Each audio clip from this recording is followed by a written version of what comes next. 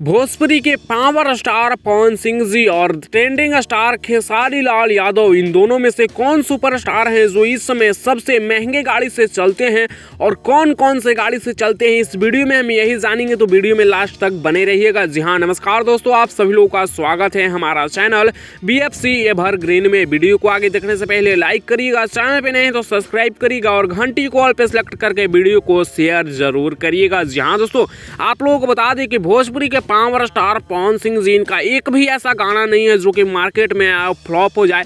हर एक गाना super hit होता है और कुछ ऐसे भी गाने हैं जो कि ब्लॉकबस्टर साबित होते हैं।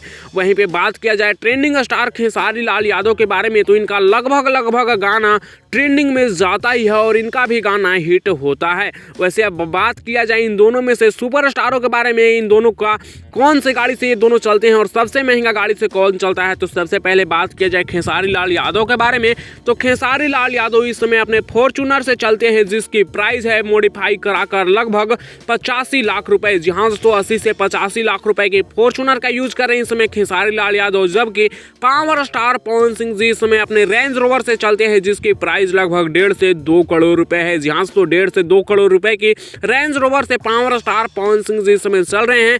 तो अब आप लोग नीचे कमेंट्स में बताइएगा कि आपका फेवरेट सुपरस्टार कौन है और कौन सा आप लोगों को इनमें से फेवरेट लगे, किसका गाड़ी आप लोगों को पसंद आया, ये भी आप लोग अपना राय नीचे कमेंट्स में दीजिएगा। तो मैं इस वीडियो को यहीं पर खत्म कर रहा हूँ।